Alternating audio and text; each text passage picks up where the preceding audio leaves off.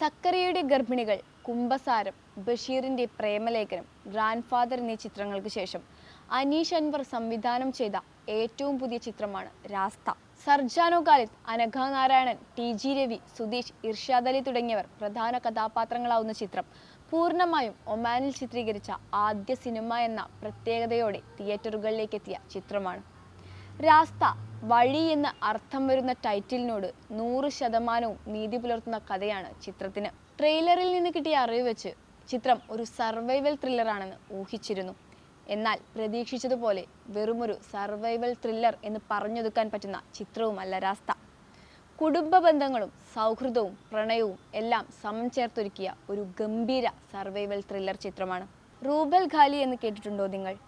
ലോകത്തിലെ തന്നെ ഏറ്റവും വലിപ്പമേറിയ, ഏറ്റവും സുന്ദരമായ, അതുപോലെ തന്നെ ഏറ്റവും അപകടം നിറഞ്ഞതുമായ മരുഭൂമിയെക്കുറിച്ച്. വഴിയൊന്നു പിഴച്ചാൽ ഏതാണ്ട് നടുക്കടലിൽപ്പെട്ടതിനു സമമായ അറ്റം കാണാത്ത മണൽപ്പരപ്പിനെക്കുറിച്ച്. ഒമാനിലും സൗദിക്കും ഇടയിലായി കിലോമീറ്ററുകളോളം നീണ്ടുകിടക്കുന്ന ആ മണലാരണ്യത്തിലേക്കാണ് ഇത്തവണ അനീഷ് അൻവർ നമ്മളെ കൂട്ടിക്കൊണ്ടുപോകുന്നത്. ഏതാണ്ട് കേരളത്തിൻ്റെ ഒരു 20 ഇരട്ടി വലിപ്പമുള്ള ഒരു പ്രദേശം. കുടിക്കാൻ ഒരു തുള്ളി വെള്ളം പോലും കിട്ടാനില്ലാത്ത, പൊള്ളുന്ന മണലു മാത്രം ചുറ്റിലുമുള്ള ആ പ്രദേശത്ത് പെട്ടുപോകുന്ന 4 പേർ. അങ്ങനെ പറയുമ്പോൾ തന്നെ അറിയാമല്ലോ അതിൻ്റെ ഒരു ഭീകരത. അവിടെ നിന്ന് പുറത്തേക്ക് കടക്കാനുള്ള വഴി തിരിയുന്ന ആ 4 പേരുടെ കഥയാണ് രാസ്ത. റൂബൽ ഖാലി മരുഭൂമിയിൽ നടക്കുന്ന ഈ സർവൈവൽ ത്രില്ലറിന് പിന്നിൽ ഒരു സംഭവ കഥയും ഉണ്ടെന്ന് പറയപ്പെടുന്നു. ഒരു പെൺകുട്ടി തൻ്റെ ഉമ്മയെ തേടി ഒമാനിലെത്തുകയും അവരെ അന്വേഷിച്ചു പോകവേ മരുഭൂമിയിൽ പെട്ടുപോകുന്നതുമാണ് ചിത്രത്തിൻ്റെ ഇതിവൃത്തം.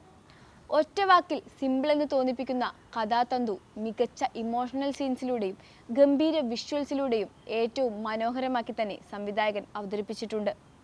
എടുത്തു പറയേണ്ടത് ചിത്രത്തിൻ്റെ ഫ്രെയിമുകളാണ്. വിഷ്ണു നാരായണൻ എന്ന ക്യാമറാമാന് കൈയടിച്ചേ മതിയാവും. അത്രയ്ക്ക് മനോഹരമായ ഛായാഗ്രഹണമാണ് അദ്ദേഹത്തിൻ്റെത്.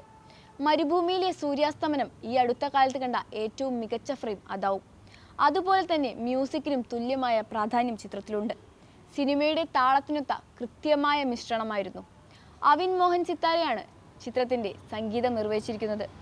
മൊത്തത്തിൽ നല്ലൊരു തിയേറ്റർ എക്സ്പീരിയൻസ് ചിത്രം നൽകുന്നുണ്ട്. കുടുംബസമേതം പുതുവർഷത്തിൽ കണ്ടു തുടങ്ങാൻ പറ്റുന്ന നല്ലൊരു ചിത്രം. ചിത്രം കണ്ടവരാണ് നിങ്ങളെങ്കിൽ അഭിപ്രായം കമൻറ്റ് ചെയ്യുക. കാണാത്തവരാണെങ്കിൽ ഉറപ്പായും തിയേറ്ററിൽ തന്നെ പോയി കാണുക.